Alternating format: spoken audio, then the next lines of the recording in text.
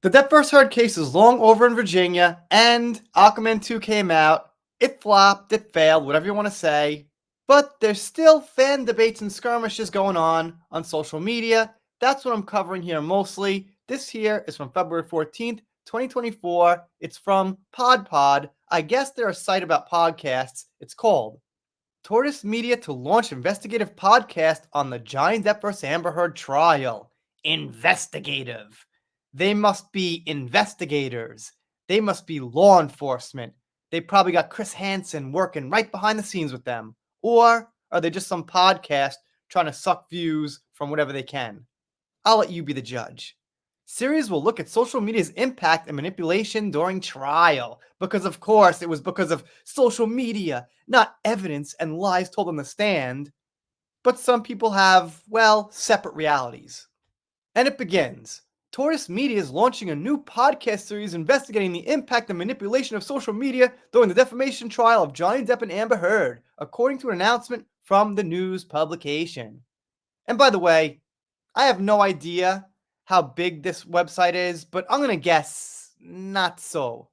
The 6-part podcast series titled Who Trolled Amber follows the trial that took place in 2022 in which Heard lost to Depp after accusing him of domestic violence.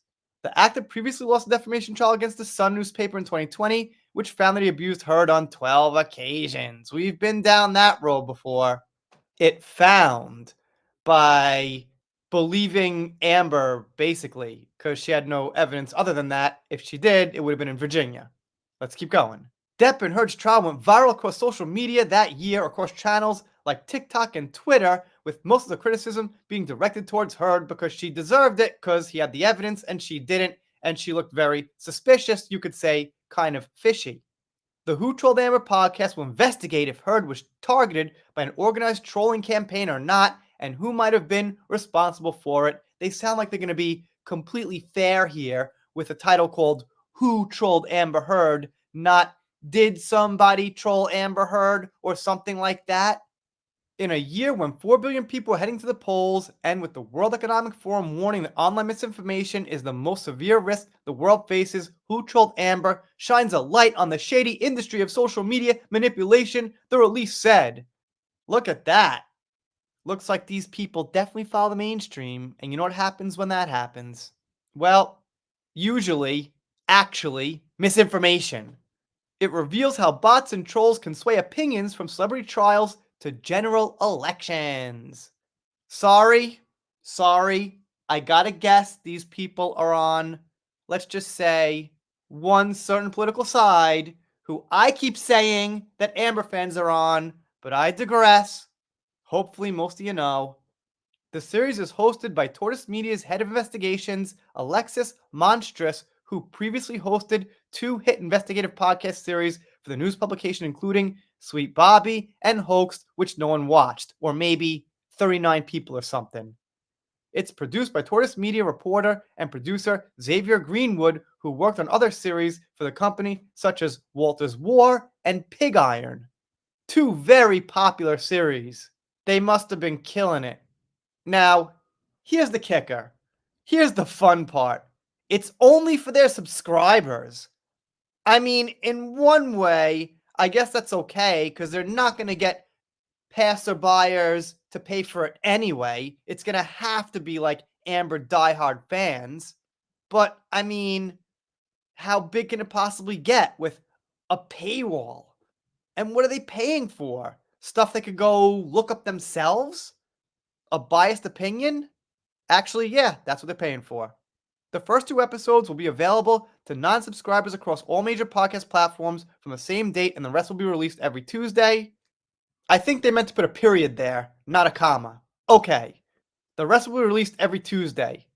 So, alright, quick correction. The first 2 will be free, then I'm assuming, like they say, the set will be available only to subscribers. Fine. Still, alright. They got to give away something to try to hook people, I guess. But whatever. If you want to hear the whole thing, paywall.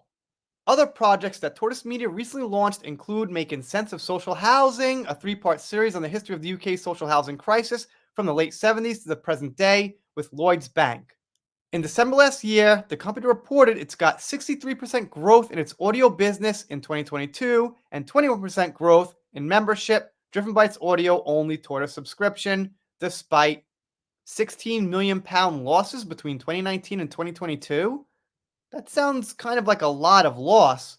All right, I'm confused because no one's ever heard of them, and if that's their artwork there, it looks like garbage. I could whip that up in Photoshop, honestly, in about 5 minutes right there. So if they've got this money and they're this thing, shouldn't they be more well known? Okay, looks like this is them here.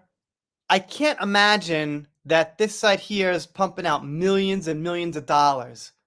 I don't know for sure, but it sounds wrong to me.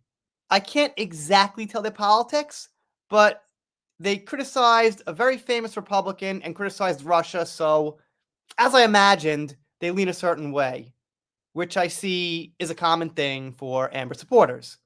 But again, I digress, but I gotta throw the facts out there and what I see with my own eyes and what I see on average.